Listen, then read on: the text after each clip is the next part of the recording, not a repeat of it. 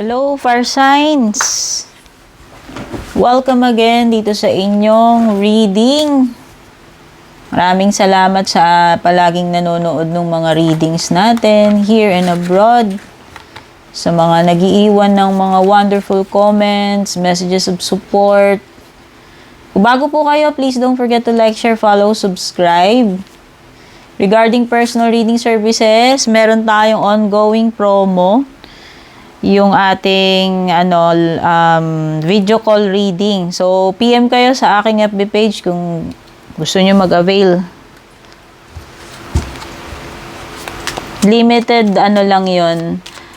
March 22 to 31 lang.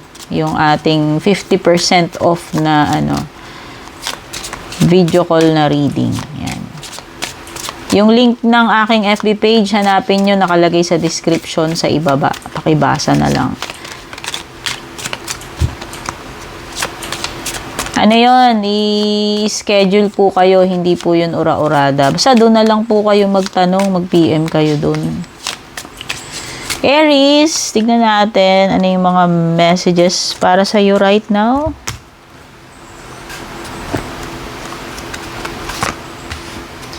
Fears. Ay, afraid. Nangangamba ka ba, fire signs? Fire signs, no? Aries, Leo, Sagittarius. Meron daw kayong mga fears ngayon, fire signs. Ano ba tong mga bagay na kinakatakutan ninyo? Yung iba meron kayong alone time, gusto ninyo mapag-solo kasi meron kayong, di ko alam kung may problema kayo. Basta gusto niyo lang ng katahimikan, gusto ninyong alone time para makapagmuni-muni kasi meron time of reflection dito.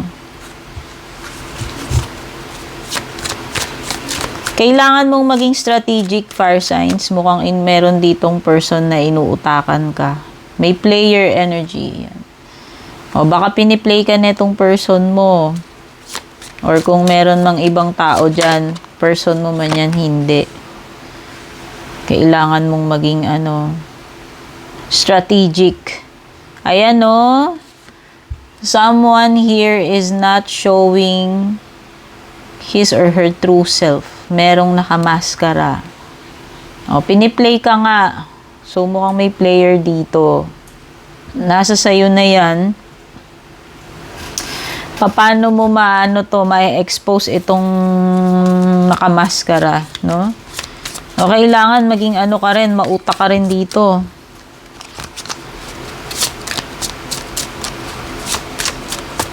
Meron akong nafe-feel na energy afraid, dun sa afraid, parang afraid na na umalis. Ayan, takot ka ba umalis dito sa relationship na to? Feeling mo hindi mo kaya. Meron ditong pagiging afraid Or takot ka bang iwan ka nitong person na to? So, ibig sabihin lang nito, kulang ka ng lakas ng loob. May kinalaman man yan sa love life mo kung may mga gagawin ka man na nag-aalangan ka. Ayan yun. Na panghihinaan ng loob. Pwedeng ganun. Excuse me. May mga disputes dito. So, pwede may mga legal matters involved, no? May binabanggit dito, legal matters.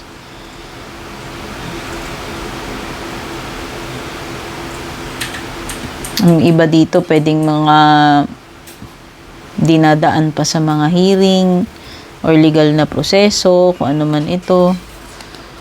Pwedeng divorce, annulment, or kung ano mga settlement na kailangan dumaan sa korte. Or kung may mga inaasikaso kayo na dadaan ng legal, may mga dokumento, ganyan. Or may mga hearing pa, no? Baka pinagtatalunan ng iba dito pwedeng pinagtatalunan ng iba lupa. O pwedeng iba may kinalaman sa divorce or basta may mga legal matters kasi dito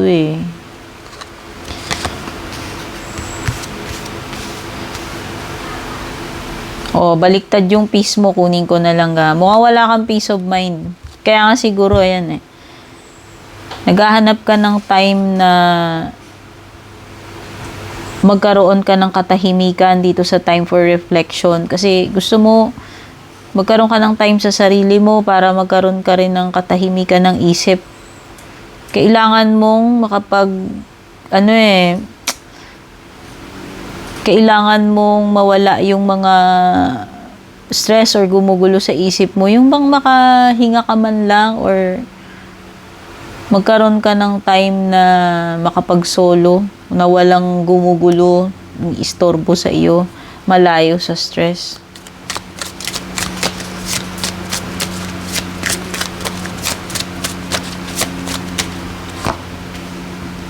Intimacy.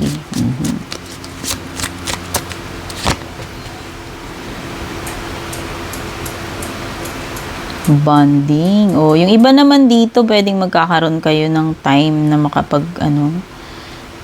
makapag-bonding ng asawa nyo o ng person ninyo. Meron ditong binabanggit na soulmate energy, no? So, ito yung para doon sa mga walang problema sa relationship. Merong iba kasi dito, may player. Sa romance man yan or sa ibang bagay. Pwedeng kakilala nyo na dinudugas kayo, inuutakan kayo, ano? Pero meron ditong intimacy. Parang nakikita ko mga couple, makakapagkaroon kayo ng time na makapag-solo kayong dalawa, ma-enjoy niyo isa't isa, pwedeng date, pwedeng panibagong honeymoon kasi iba dito parang kasal na. So parang kayo dito, yung meron kayong time para sa isa't isa na makapag-honeymoon man lang or mamasyal, mag-date. Basta yung tipong may enjoy nyo yung isa't isa. Magkakaroon kayo ng oras sa isa't isa.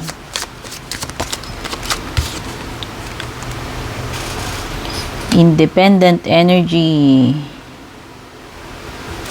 Yung iba dito solo. Ayan. Yung iba dito, wala pa kayong commitment.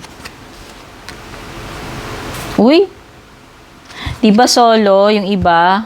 Pero baka may papasok na sa inyo, proposal. Ayun. Makatanggap kayo ng proposal dito.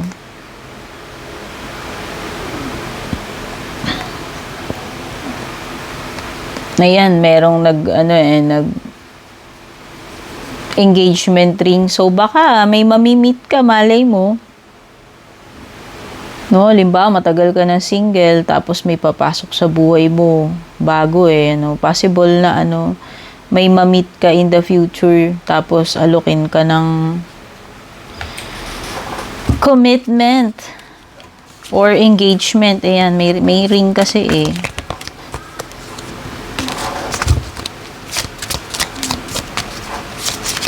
Yung iba gusto siguro magbakasyon sa beach. Ayan, may beach dito. Para naman ma-refresh, makapagbakasyon, makapag-relax, maikalma yung isip. Ayan. Pwedeng iba, nag-iisip kayo. Or nagpaplano, gusto ninyong nagbakasyon sa resort, no? May mga unexpected na paparating. Oo nga. Ito nga, itong proposal, pwedeng hindi mo ine-expect na darating sa iyan. Business man ito or romantic proposal, ha? Since general reading naman tayo dito. All of a sudden, meron dito bigla-bigla, hindi mo ine-expect na yan yung mangyayari. No? Parang tower moment yan, may kidlat-kidlat pa. No?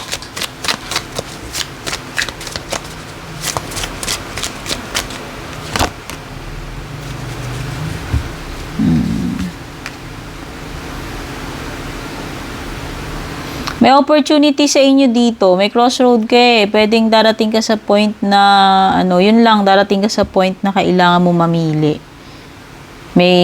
Sa tingin ko, major decision ito na kailangan mong gawin pagdating dito sa crossroad mo, no? Pwedeng may kinalaman sa career mo yan, or sa relationship, no? Hindi ko alam, pero darating ka doon sa punto na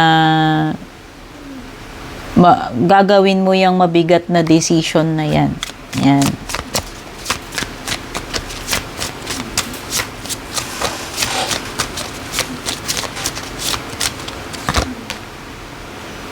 Divine Feminine, her. So, may strong female energy dito. Oh, maybe you're dealing with someone na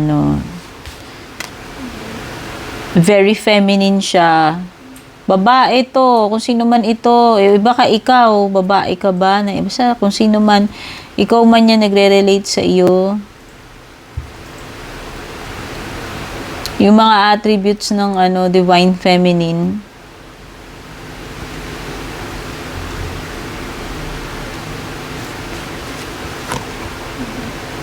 Uy, may everlasting. Oo nga, may parang pag-aalok sa'yo dito. O baka kasal na to. Kasi parang meron ditong everlasting card, no? Parang sinasabi. O at least, ito na yung ito na yung moment mo. Kung matagal mo nang hinihintay itong commitment, baka ito na, paparating na sa'yo, no?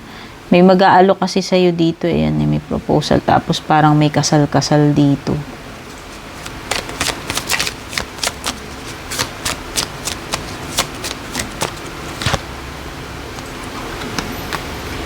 Renewed hope. Ayan, may new love. O, diba sabi ko nga, kung naging single ka ng matagal, dear, mukhang may papasok na dito bagong person. Biglang magkakakulay yung mundo mo. May new love na paparating sa'yo, tsaka proposal,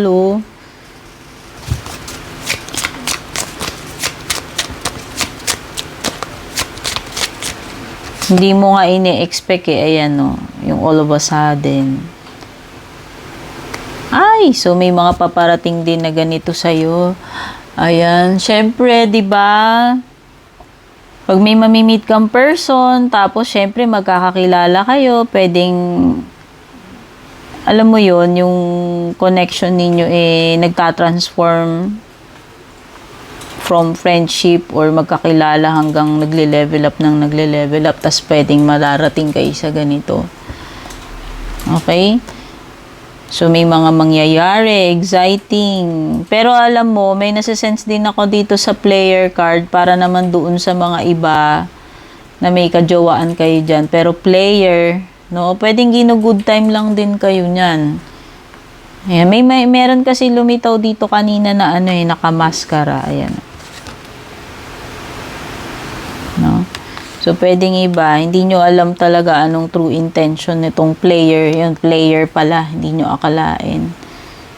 Tapos, good time lang pala kayo, habol lang sa inyo, ganito. No? Pero may nakikita ako dito yung iba, yung mga seryoso naman yung mamimit ninyo. Possible na alokin kayo ng kasal niyan. Tingnan pa natin yung ibang cards. Kuha lang ako ng ibang cards.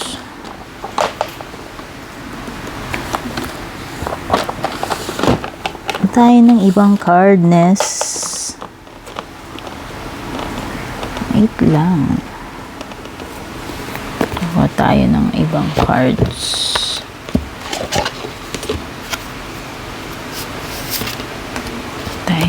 Iba.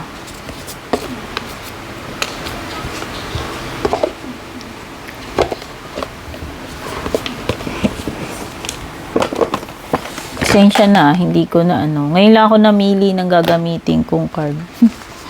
Depende sa feel.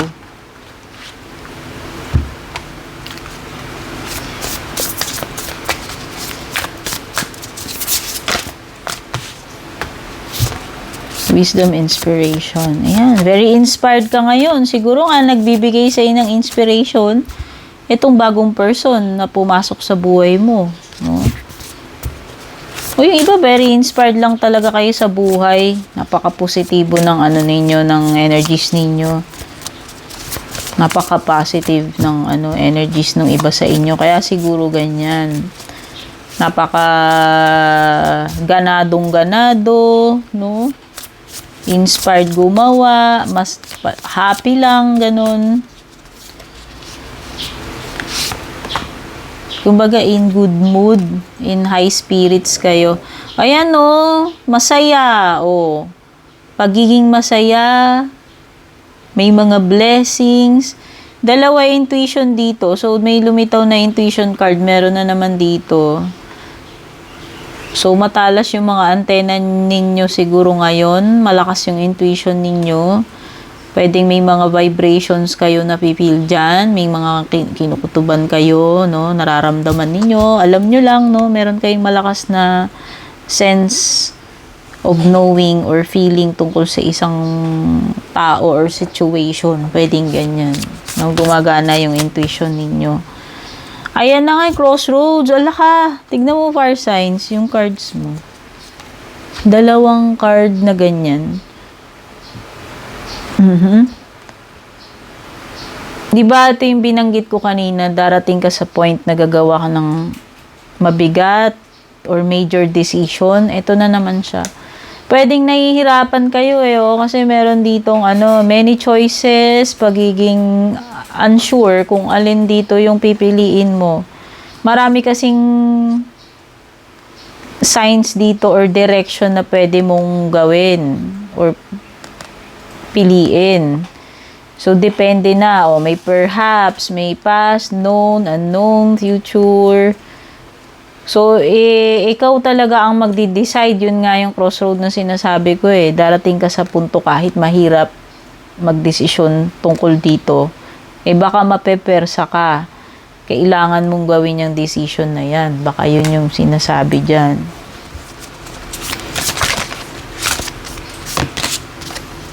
Self-acceptance, compassion, and forgiveness. Si Archangel Zadkiel. Okay?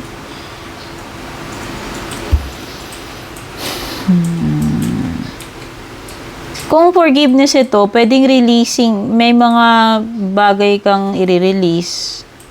No? Kung may mga nakaalitan ka, sama ng loob, mabibigat na dinadala sa puso mo. Ito yun Compassion para sa iba, kung kailangan mong magpatawad. Pero choice naman yan hindi naman yan sa pilitan. So, pwedeng may mga ganyang bagay na wherein mafe-feel mo na matagal nang nagpapabigat sa'yo yung mga ganitong emotions and eventually darating din yung point na kailangan ng forgiveness. Whether ikaw yung kailangang humingi ng tawad dito or ikaw yung magbibigay ng forgiveness para lang ma-release itong mga baggages na ito sa kalooban mo. No? So, meron ding binabanggit about self-acceptance. So, pwedeng ikaw yan na ikaw patawarin mo yung sarili mo kung may mga bagay ka nagawa na hanggang ngayon pwedeng hirap kang tanggapin. No? So, whether this is about you or para sa ibang tao, meron ditong acceptance and forgiveness na gagawin. O pwedeng may kinalaman nga yun dito sa decision kahit mahirap 'di ba? Yung crossroad, pwedeng yan, pwedeng related siya diyan. O, meron kang new path na tatahakin, no? Saktong-sakto dito sa iyong crossroad. Namimili ka ng direction na yan, no? Merong direction na binabanggit. So, merong bagong pwedeng ba ni bagong chapter to sa buhay mo na tatahakin mo? At mukhang may mga lessons to be learned pagdating dito sa path na tatahakin mo. So, pwedeng you will enter relationship or panibagong chapter ng buhay mo or career, no? Ayan. So, ito yung mga messages na nakuha ko para sa inyo, Fire Signs, Aries, Leo, Sagittarius. Take care and God bless.